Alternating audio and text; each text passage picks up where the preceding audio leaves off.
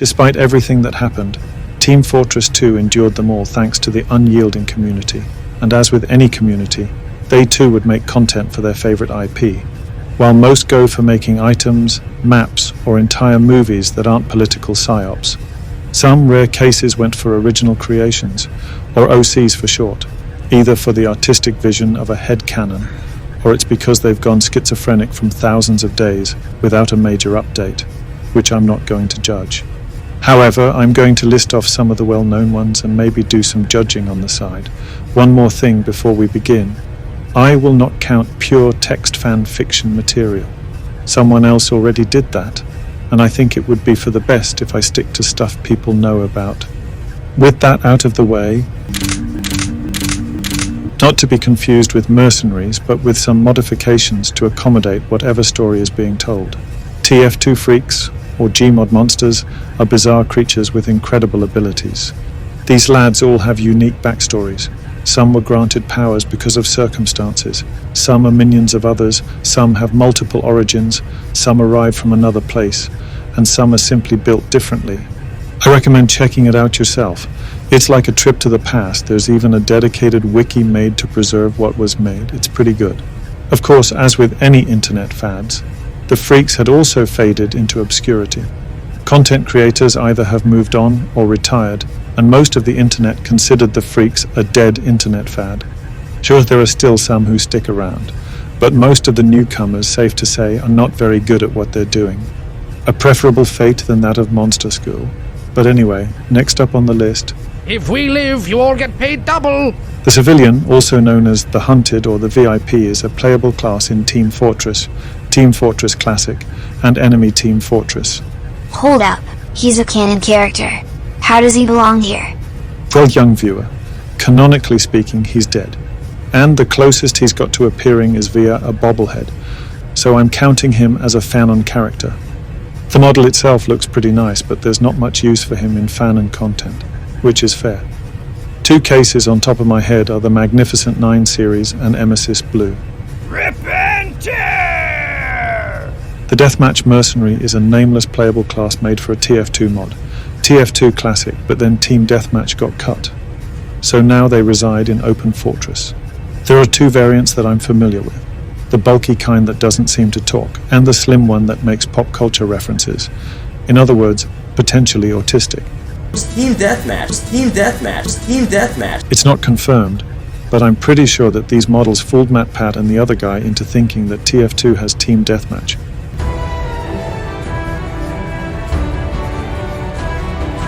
The Janitor is a janitor, whose appearance is based on the early concept art of the Demoman. I always find this one an odd thing.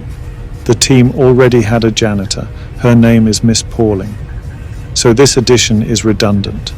But then again, Manco has facilities all around the globe, so this lad will fit right in at one of those places. Women.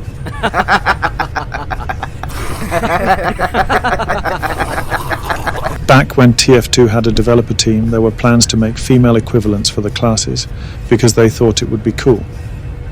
The attempt didn't last after the team realized that the effort to practicality ratio did not check out. So the idea got scrapped. Despite that, the community still went and made the female models, primarily for artistic reasons. I don't see many people using them, but it's nice to have the option. The enemy is in the beam! We are in the ship! These are the announcers made for the community-made maps. The Watergate announcer, a text-to-speech system. It has 5 lines, only 2 of which are used. Davy Jones, a pirate ghost that sounds suspiciously similar to the Heavy. Astronaut of Bread Space, he's an astronaut. The Farmer of Farmageddon. Toastmasters, a robot butler.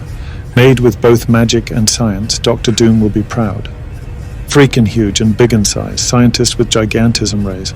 Probably own a brand of Viagra too. Fisherman and Sylvia of Selbian, lovely folks. None of them are comparable to the administrator, but they get the job done, and it's pretty cool seeing ambitious stuff being done for the maps. Now onto the weird stuff. Everyone says that he's the 10th class and that he got removed, but let me be clear. That info was false. I've looked into it myself. This is fake.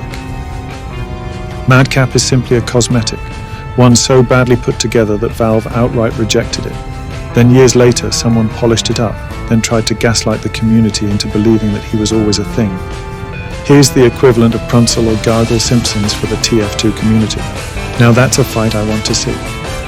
But yeah, he's an inside joke. Feel free to confuse the heck out of newcomers with him though. These things are buildings that got hit with the Japanizing beam. The community has made many variants. Quite surprising considering that there are only 5 buildings. They're built by the engineer for non-sexual purposes, I hope, which strangely enough is not the first time he's done this. The Scout bot, which was seen in the engineer update teaser, appeared in a Manco ad. Of course, that would mean the Scout bot is Mimi's brother. It's truly one of the plot twists of all time. Anyway, there's Mimi, the most well-known one. Dispenser Lady. And the Teleporter twins. Of course, the Pale Man also made some. The Sentry Bruckster, whose design is not based on Bakugo Katsuki, is a bit of a letdown, but I'm used to it. And the Tank Megazord. And those are only the ones that I'm aware of. Do they fit in the main settings of TF2? I don't think so. But they'll fit right in at the Japanese branch of Manco. Hell, the robot engineer is already Japanese, and Manco has facilities all around the globe. So a proper setup is not even needed should one decide to make a series featuring these things. Behold, my greatest creation!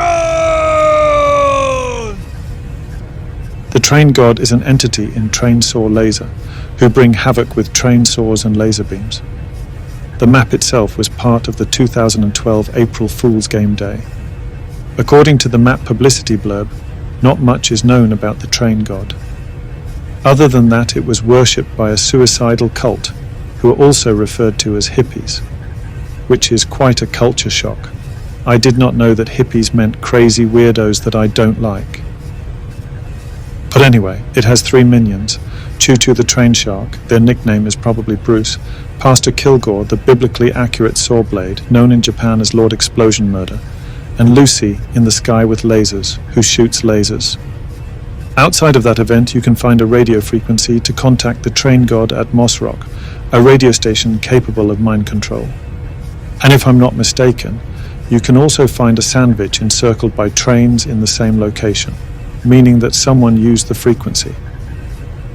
Maybe the Train God had the sandwich all along, and I've figured out who is the main antagonist of the sandwich saga.